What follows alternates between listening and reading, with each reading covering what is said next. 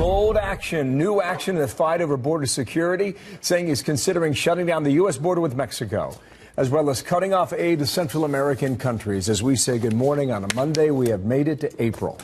No fooling. I'm Bill Hemmer live here in New York City. Sandra's got the day off. How you doing? Welcome back. Happy April. Thank you. I appreciate that. Bring in spring. I'm Julie Banderas in for Sandra Smith. So the Trump Terry Nielsen saying we're in a meltdown. We're at the breaking point. When the president says he's going to close the border, that is a totally unrealistic boast on his part. The Democrats will not give us any additional money to do this. They won't give us any additional people. Faced with those limitations, the president will do everything he can. If closing the ports of entry mean that, that's exactly what he intends to do. The president is calling a crisis at the border. He's threatening to shut down portions of it this week. He has given the order to cut off aid.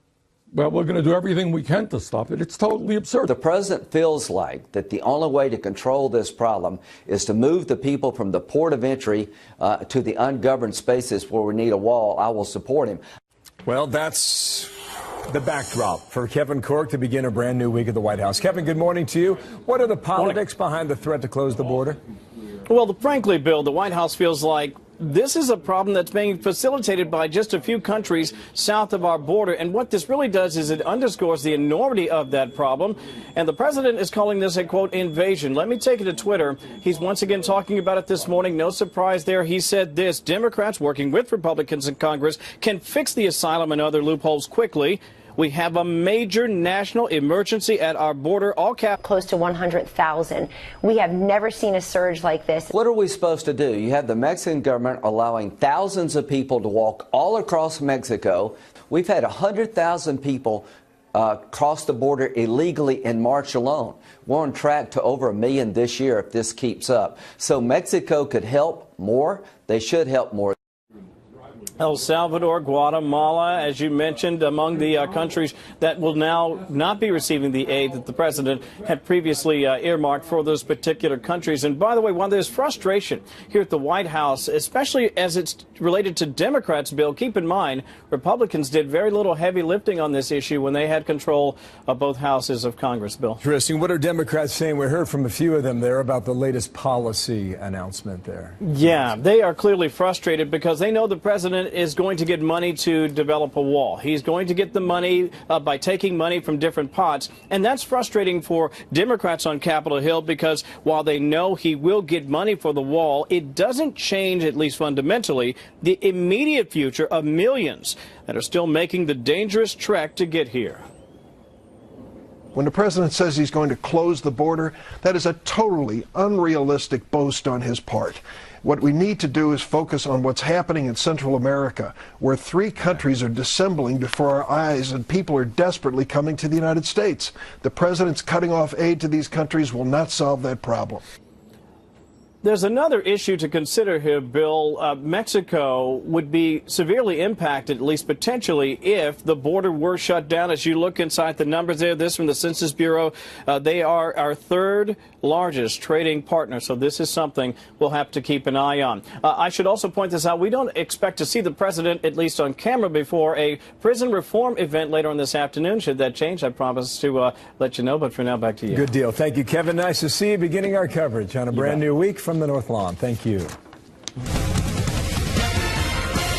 Another big story to tell you about this morning. Joe Biden now responding to those allegations of inappropriate behavior after a former Nevada politician, Lucy Flores, says Biden placed his hands on her shoulders, then kissed the back of her head during a campaign rally back in 2014. The two were not close at the time. Flores saying she felt violated by the contact, but not sexually assaulted. I don't believe that it was a bad intention. I'm not in any way suggesting that I felt sexually assaulted or sexually harassed. I felt invaded. I felt that there was a violation of my personal space. Peter Doocy is live in Washington, D.C. with more. So, Peter, has Joe Biden apologized?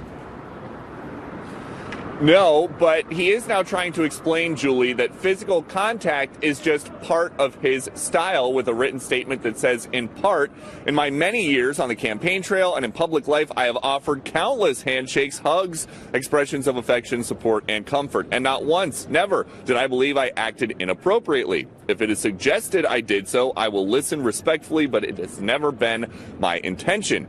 And Biden is getting some backup now from another woman who says that she appreciated the time he reached out and touched her. Stephanie Carter, wife of former Defense Secretary Ash Carter, who writes now that her story is different than Lucy Flores, and that, quote, "Let me state up front that I don't know her, but I absolutely support her right to speak her truth, and she should be like all women believed. But her story is not mine. That Joe Biden in my picture is a close friend, helping someone get through a big day for which I will always be grateful." And so far, we have not seen or heard from Joe Biden about this. But remember, he is not officially, technically, a candidate for president yet.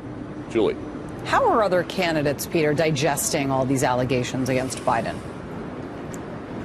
Based on what they know and what they have heard from Lucy Flores, they're taking her side.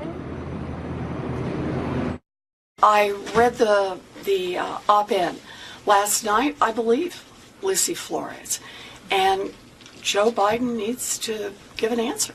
Should he not run as a result? That's for Joe Biden to decide. That is their decision about whether or not to run, and it will be up to Democratic voters whether or not to support someone. I have no reason not to believe Lucy. And I think what this speaks to is the need to fundamentally change the culture of this country. Many of the Democratic presidential hopefuls are going to be here in Washington, D.C. for the We the People Summit throughout the course of today, so we do expect to get a lot more reaction to Biden today. Julie. All right, we look forward to it. Peter Doocy, thank you. Got a lot to go through now. Byron York, chief political correspondent of the Washington Examiner, joins me now. And Byron, good morning to you. Good morning, Bill. On the Biden matter, how do you see this developing? Well, he's going to have to address it in some way. I mean, so far, the former vice president, has said he had never had any intention to make anyone uncomfortable, any of that. That's perfectly fine for a non-candidate, but if he is going to enter the race, he's going to have to address this. He's going to have to actually take questions about this, because as you saw, his fellow candidates are not going to cut him any slack. They're going to say they believe Lucy Flores, and it's up to the former vice president to explain himself. So that's got to be the next step in this. Here is the NBC Wall Street Journal polling. This is pre-weekend story now, Byron. Joe Biden was at 70%, and Bernie Sanders was just below him at 60%. He's a clear front runner.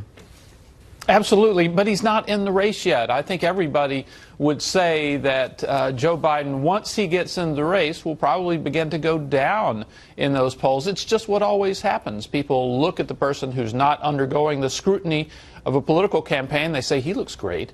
And when he's in the scrutiny, when he's scrapping with everybody else in the field, then his numbers go down. So I think that's kind of an artificial number, because you have these other candidates who are out and about, who are talking, who are taking positions, who are participating in town halls, all of that kind of stuff. You've got that going on, and Joe Biden is just staying off to the side, being Uncle Joe. This was the talk on the Sunday shows as well. Here's Kellyanne Conway with Chris Wallace on Fox News Sunday. I think Joe Biden has a big problem here, because he calls it affection and handshakes. His party calls it completely inappropriate. So I would imagine, Byron, you're going to get a lot more reaction on this, and depending how Biden responds to it, as you appropriately point out there, it will dictate a lot. Lucy Flores was on CNN over the weekend, and she was asked about her support for Bernie Sanders in 2016. And the question was given to her in a sense that some people will see this as political motivation. And she responded to that in a rather clear way. She's given this great thought, Byron. No clip. Go ahead. Oh, well, look, the reason, of course, it's all political. I mean, we're in a political campaign. But the reason this is a big deal, we should remember, is this is not the first example we've seen of Joe Biden touching women a lot in public. Actually, the Lucy Flores situation was interesting because it was off camera. Some of these other incidents have been on camera, and you saw the Stephanie Carter, the wife of Ashton Carter, say that what happened was okay with her. But we've had other pictures of Biden touching women, perhaps inappropriately. So if this were one single incident with Lucy Flores that nobody else saw, it would be one thing. But in fact, it fits into a pattern of what the world has observed, and maybe it's just Joe Biden's affectionate, touchy, physical style, and maybe it's something that Democrats are going to judge as inappropriate for one of their candidates. Yeah, good to have you on today. Thanks, Byron York. More Thank you, analysis Bill. on that's forthcoming. Thank you very much. Here's Julie now with more. Breaking news in the push to get the full Mueller report as Democrats slam William Barr and his release with redactions. We have a new species of political dinosaurs. It's called the Barr redactyl. We are now learning Chairman Nadler will actually subpoena for the entire report. Alan Dershowitz is here to react next. Also, South Carolina police now releasing chilling new images of the moment a college student enters the car of her alleged killer. To Congress before he shows it to us. That's his decision. So we're going to let the system work. Mick Mulvaney over the weekend, acting White House Chief of Staff, reacting to William Barr's decision on the Mueller report. Meanwhile, we're getting word just this past hour, House Judiciary Committee plans to subpoena the entire report this week as Mr. Barr plans to release a redacted version sometime before mid-April. That will miss a deadline that Democrats have been looking for. That's tomorrow, April 2nd. Alan Dershowitz wrote the book, The Case Against the Democratic House Impeaching Trump. And, sir, good morning to you. First, on the subpoena matter here, do you see this gaining traction on Wednesday, as right now we're learning about it? No, I think even if Barr were hypothetically to refuse to issue anything, there would be no legal basis for a court to compel him to do that. Let me give you a shoe on the other foot hypothetical. Let's go back to Comey announcing that he was not going to indict Hillary Clinton because there was insufficient proof of crime. And let's assume that the Republicans had information that there's a report within the Justice Department that says she's extremely careless in the way she handled it. And there was an effort by Republicans to subpoena that report. First of all, every Democrat would be up in arms, saying you don't subpoena reports about people who have not been indicted. That's not the way the Justice Department works. Second, the court would say, no, this is within the executive prerogative. How is this different? Sure, this is a special counsel. The special counsel, under the rules, has an obligation to file a report with the Attorney General. There's nothing in the rules that require the Attorney General to make the report public, particularly if it contains information critical of people who are not indicted. So this is a political issue. This is a media issue. Yeah, this is not a legal issue. Let me come back to that point here. Whether it's April 2nd or April 12th, does 10 days matter that much to someone like you? Well, it matters a lot because we need to have the Attorney General redact it to make sure there's no national security classified material, no grand jury minutes, and I would submit nothing that is critical of people who have not been indicted and haven't had an opportunity to respond. Remember, this report is inherently one-sided. They didn't listen to testimony from people who are favorable to the subjects. They didn't have cross-examination. And so that's why the Justice Department generally doesn't go beyond saying no indictment. That's why the world, Democrats and Republicans alike, condemned Comey when he said, I'm not going to indict Hillary Clinton, but she engaged in conduct that was extremely careless. Everybody said that was wrong. Why is this different? Yeah. On this political question here, it seems the Democrats on the committee are preparing their rebuttal, depending on the redactions, no matter how many there are, to allege that there was a cover-up on behalf of Bill Barr and the Department of Justice. You can read between the lines and a lot of the commentary on that already. I want to go back to Friday afternoon. This was Bill Barr's letter to Jerry Nadler. He talked about working with the special counsel office, assisting us in the redactions, trying to keep sources and methods private. Our progress is that I will report by mid-April, if not sooner. Then he writes, there are no plans to submit the report to the White House for a privilege review. Does that surprise you, or is that expected? No, it does surprise me. Generally, there is review. Remember, you can't take back privileged information once it's made public. What Barr might do is release it to select members of Congress who are sworn under oath not to release it to the public, release it at the same time to the White House, let the White House make application for executive privilege, then let a decision be made about whether executive privilege applies. This rush to release is understandable. The American public wants to see this report. They're curious. But the law has to be complied with. And the law generally protects subjects of investigations who haven't been indicted.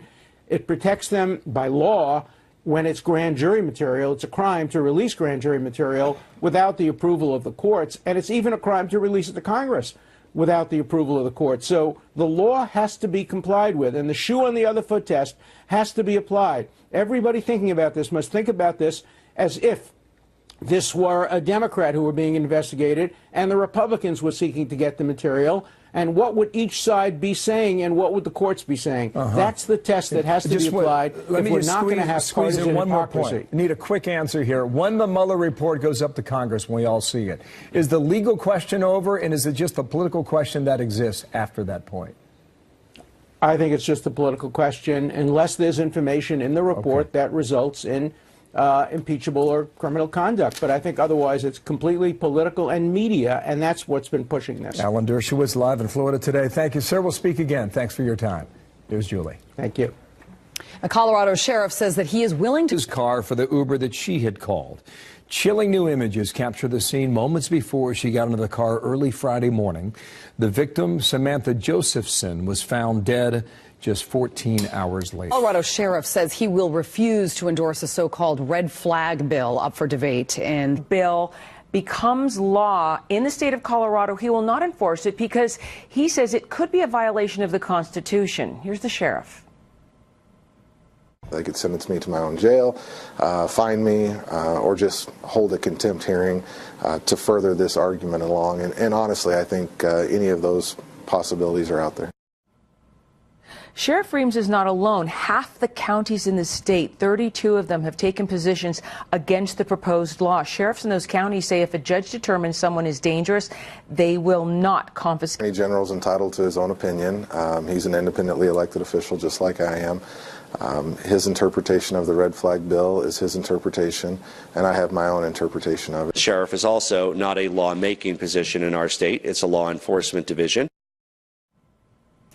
The bill has passed in the state Senate. It now goes back to the House, Julie, where it's expected to pass. Julie. All right, Alicia Cunha, thank you so much. There's a lot of news today in Chicago. The police union there taking their battle against the state's attorney directly to her office in a matter of hours. There was a protest expected after 16 charges were dropped against Jussie Smollett. The president of the union, Kevin Graham, is going to talk to us about that coming up in a moment here. Plus, there's this. I know it's going to be difficult with Nancy Pelosi, but what I'm going to focus on is how do you drive down costs? The Democrats constantly focus on access. The problem is the cost of health care is too high in this country. Chapter in the fight over Obamacare. Republicans say it is time action needs to start. But will Nancy Pelosi stand in their way? And do they even have a place to replace it? Also, the madness in March is behind us because it's April. How's your bracket doing? How are the Final Four is set, Julie. Who's in and who's out? I mean, some really great games over the weekend. And surprise upsets, right? That's right, a lot of them.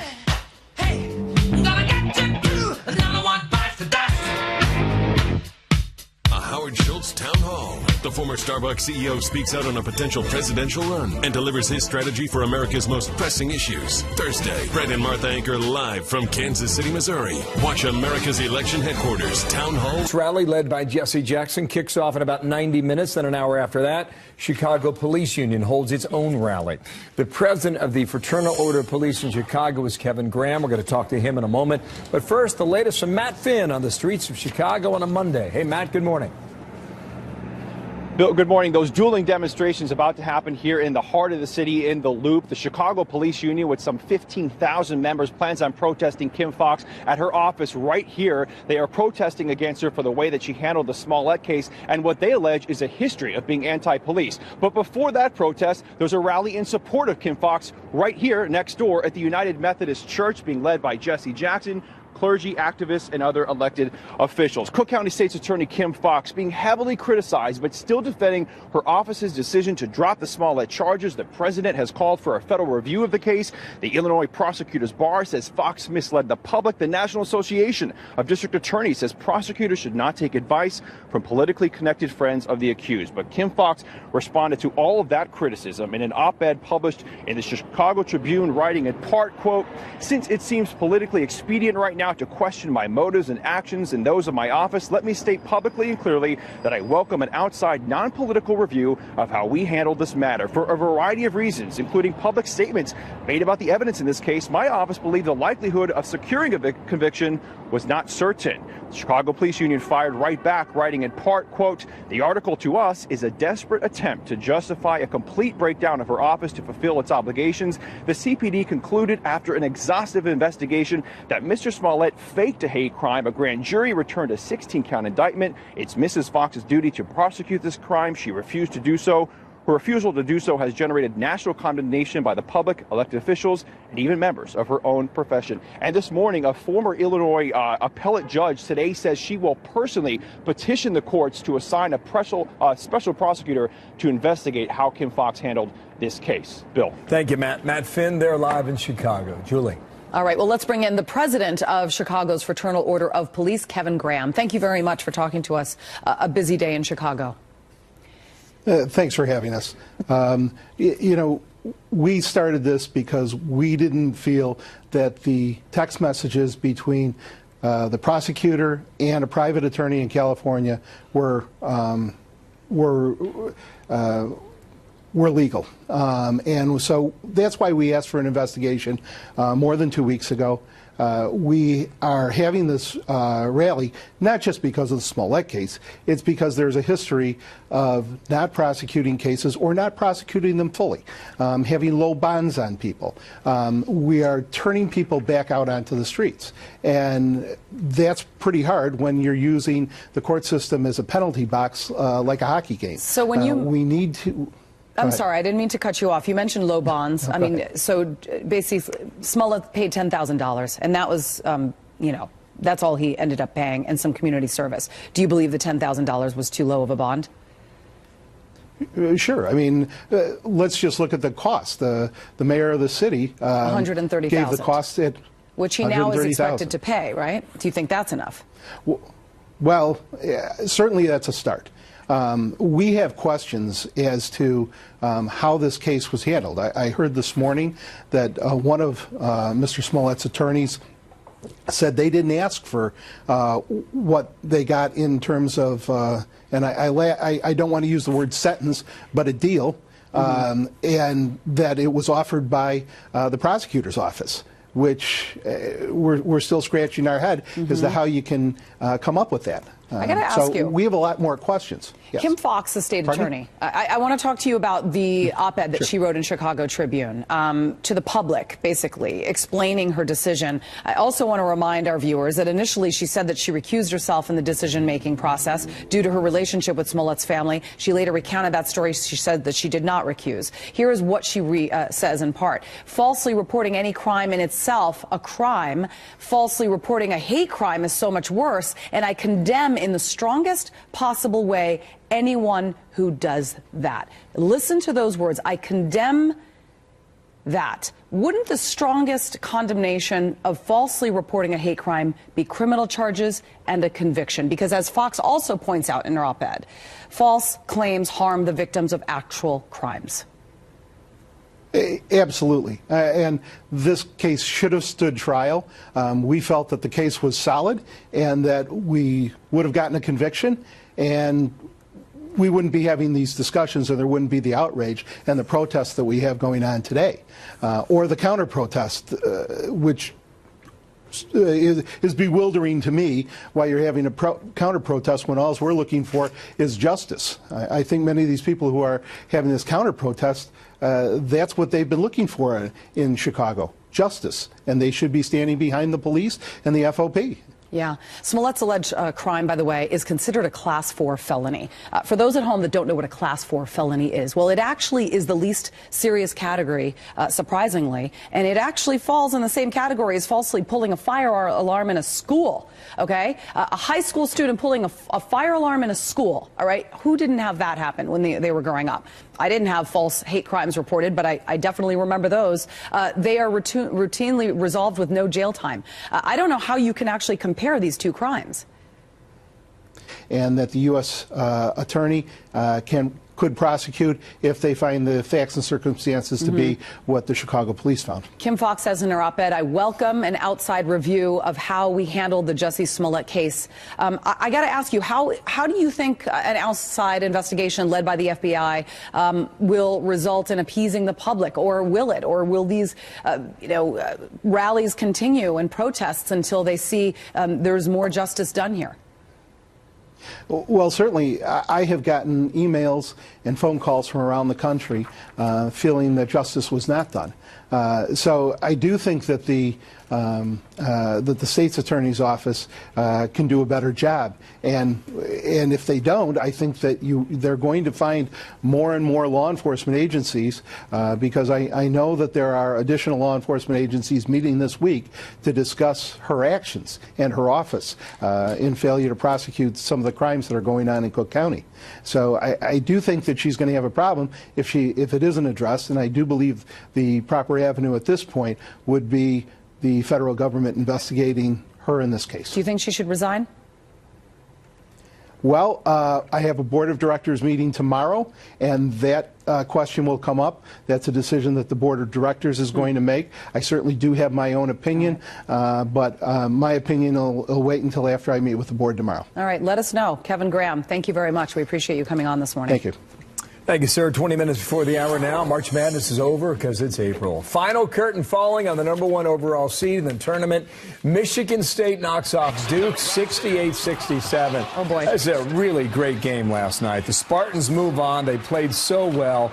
Sets the stage for the Final Four. Virginia is the only #1 seed remaining. So in summary, here's what you got. Virginia faces a red-hot Auburn team. Lost one of their best players, by the way. And Michigan State faces Texas Tech. That's your Final Four.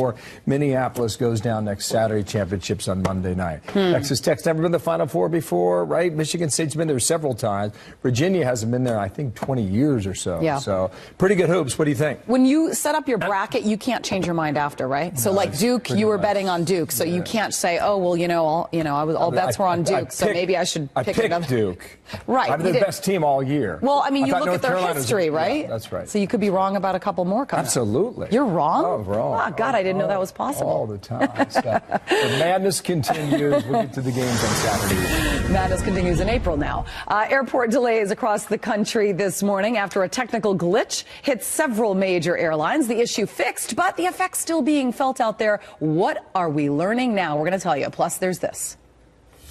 Mexico is going to have to do something, otherwise I'm closing the border. I'll just close the border. Point. Texas AG Ken Paxton with us from the nation's capital today. And sir, welcome back to our... ...is to actually do something. Only in Central America, the poverty and violence, but it also overwhelms our border security officials and their ability to deal with it, and it overwhelms communities on the border, on the Mexican side and on the U.S. side, and their ability to absorb those kinds of numbers coming into the country. So it's agreed upon on both sides, sir. What are we going to do about it? Look, I wish Congress would step up to the plate. It's their responsibility to deal with this. Texas, border states, one, don't have the resources, two, don't have the authority to deal with this issue in the way it needs to be dealt with. So hopefully those types of messages will get across the line to Congress and they'll actually do something about this. Here's the tweet from the president a bit earlier. No, this was on Sunday. The Democrats are allowing a ridiculous asylum system and major loopholes to remain as a mainstay of our immigration system. Mexico is likewise doing nothing. A very bad combination for our country. Homeland Security is being so very nice, but not for long. So let's see what changes on that. I think Lindsey Graham was making the point at the port of entries. They had to take so many personnel in there. They handled the influx that you allow other parts of the border to go unguarded. And that's an issue. Wanted to get your reaction on this Chick-fil-A story, too, that's sort of getting a lot of steam across the country now. Here's what you said a few days ago. You said the city of San Antonio's decision to exclude Chick-fil-A based on the religious beliefs associated with the company and its owners is the opposite of tolerance. It's discriminatory and not only out of step with Texas values, but inconsistent with the Constitution and Texas law. What is behind this, do you think, sir? Look, they claim that they're all about tolerance, but it's only tolerance for views that they personally believe in. And so now they're expressing their intolerance for a company that has different religious views than theirs. That's, in my opinion, unconstitutional for government to do that. We do have a First Amendment, and hopefully the city of San Antonio, at least the voters of San Antonio, will figure that out and stop treating Chick-fil-A in a manner that's wrong. Why do you think it's happening? Where's that coming You know, from? it's politics. You know, it's wrong, but it's politics. And this idea from the left that they're so tolerant clearly is not true in this case. They're excluding a perfectly good company that has high ratings and that people like going to. So it makes no sense from an economic standpoint or really from a city standpoint other than that it's political. Ken Paxton, thank you for your time today. We'll see what we do with the border, okay, real soon? Yeah, thank you. Right? Have a great day. Yeah, you bet. Thanks for coming back here. Julie. Facebook CEO Mark Zuckerberg now calling for stronger regulations on the internet as the social media giant deals with repeated issues. Money man Charles Payne will be here to talk about it. Also, taxes, and more taxes. That's what New Yorkers are waking up to this morning after a massive bill was approved early Sunday morning. We'll bring that to you, tell you what's behind that. Tax to the max. New York state lawmakers unveiling a $175 billion budget yesterday, including a slew of new taxes and regulations, a so-called mansion tax, and a statewide ban on plastic bags. New York City is also set to become the very first city in the nation to levy a congestion tax on drivers. Laura Engel is live in New York City with more on that. All right, so Laura, tell us how this would work. Hey, Julie, well, most drivers in the U.S. know about the Easy Pass system. You know those little plastic squares that you slap onto your windshield? Well, the decision hasn't been made how it's going to work. It's going to be a cashless toll. But most traffic experts tell us it will most likely be something like that will either be added on to the Easy Pass or something different like that. So as we see these drivers coming off of the Queensboro Bridge, you might be able to spot a couple of those.